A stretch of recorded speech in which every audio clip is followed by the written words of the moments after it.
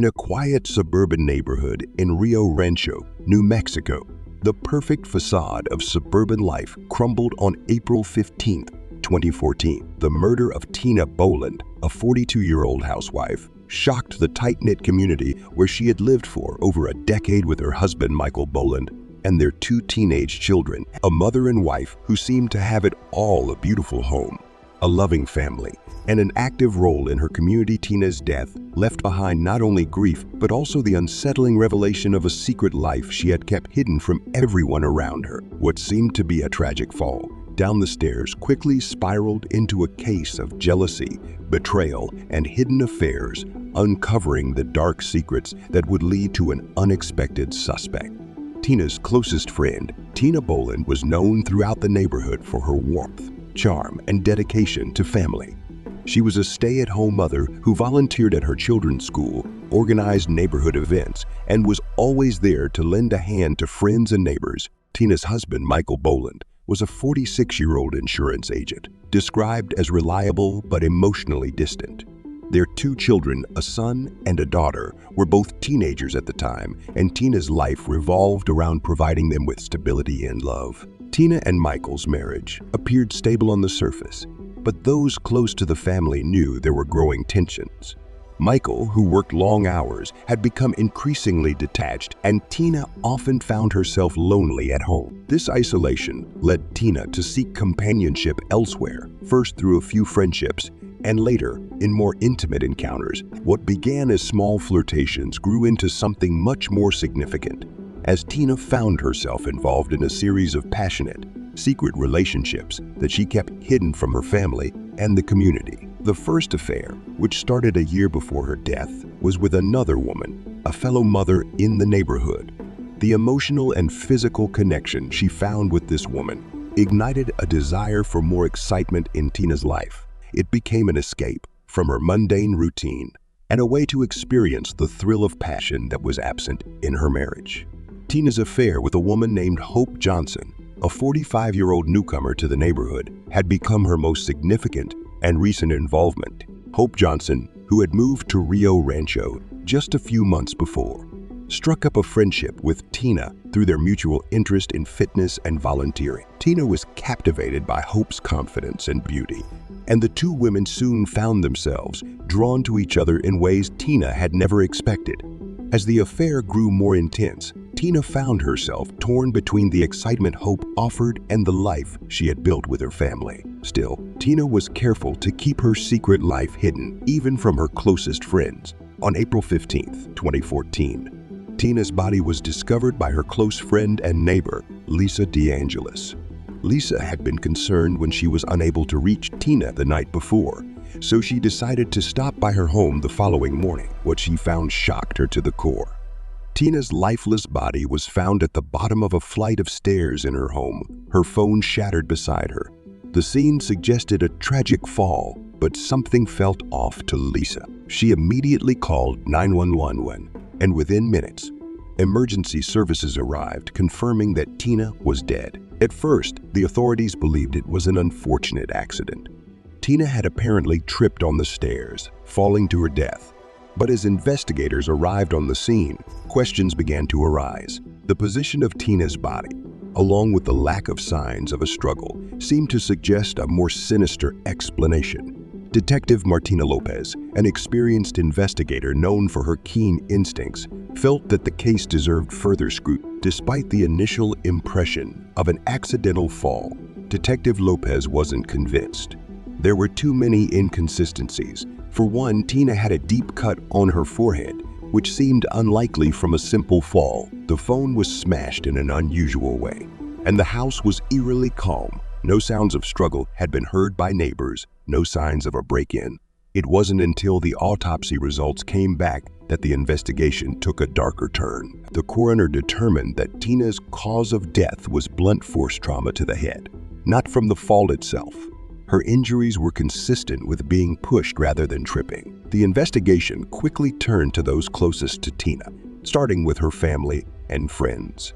Detective Lopez's first step was to interview Tina's husband, Michael Boland.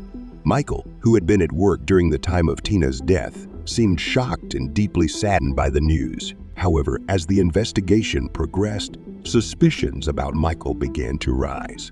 There was no sign of forced entry into the house, and Michael had an airtight alibi, but his strained relationship with Tina raised questions. The couple's marriage had grown distant in the years leading up to Tina's death, and there were whispers in the neighborhood about Michael's apparent indifference toward his wife. Still, there was no direct evidence linking him to the murder. The next person of interest was Lisa DeAngelis, Tina's close friend and neighbor. Lisa had been the one to discover Tina's body and was understandably distraught by her friend's sudden death. As the investigation continued, Lisa's behavior began to draw attention. During her initial interview, she mentioned that she and Tina had shared a passionate, secret relationship for months, but had recently had a falling out when Tina began her affair with Hope Johnson. Lisa admitted to confronting Hope about their relationship and felt betrayed by Tina for moving. Despite her emotional revelations, Lisa denied any involvement in Tina's death. She claimed that she and Tina had not fought violently the day before and had only discussed their differences about Tina's new affair. However, the inconsistencies in her story raised more questions.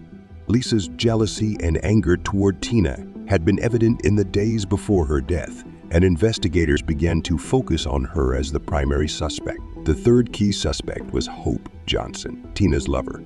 Hope had initially seemed distant and uninterested in the investigation, but soon became a target when it was discovered that she and Tina had exchanged a series of text messages and videos leading up to Tina's death. These messages revealed not only the intensity of their affair, but also a growing tension between the two women. Tina had recently hinted that she might leave her husband and family to be with Hope, which caused Hope to fear losing Tina. However, Hope continued to deny any involvement in Tina's death, and there was no clear evidence to support her direct involvement. The investigation stalled until forensic evidence finally provided a breakthrough.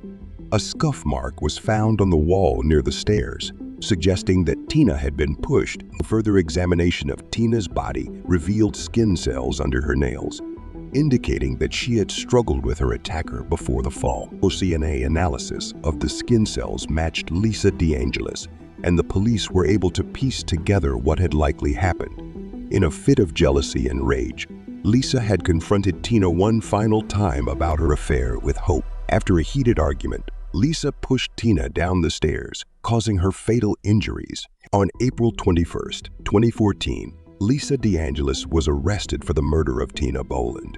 The arrest was a shocking development for the community, many of whom had known Lisa as a friendly and caring woman. But beneath her calm exterior, Lisa harbored a deep jealousy and resentment toward Tina, feelings that had ultimately led to the violent act. Lisa's arrest sent shockwaves through Rio Rancho, and the community struggled to come to terms with the fact that Tina's closest friend had been the one to take her life. The trial of Lisa DeAngelis began in October 2014, and it quickly became a highly publicized case. Tina's family, friends, and the entire neighborhood watched as the events surrounding Tina's death were dissected in the courtroom. The prosecution, led by Deputy District Attorney James Wallace, presented a compelling case against Lisa, focusing on the evidence of jealousy, the DNA found on Tina's body, and the testimonies that painted a picture of a woman driven to rage by Tina's infidelity. Throughout the trial, Lisa's defense attorneys argued that the push was not intentional and that Lisa never meant to cause Tina's death. They suggested that Tina had fallen accidentally during a heated argument, but the jury wasn't convinced. After a tense deliberation, Lisa DeAngelis was found guilty of second-degree murder.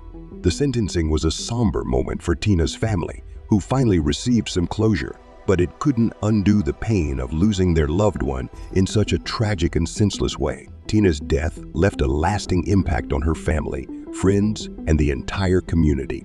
Her children were left to cope with the loss of their mother in a way that was unimaginable to most. Michael Boland, though devastated by Tina's death, found himself struggling with the realization of her hidden life. The discovery of Tina's affairs and her emotional turmoil brought an end to the illusion of their perfect family. For Lisa, the consequences of her actions were irrevocable. Once a beloved member of the community, she was now known as the woman who killed her closest friend out of jealousy and rage. the case became a cautionary tale about the destructive power of hidden secrets and how envy and betrayal can lead to irreversible consequences.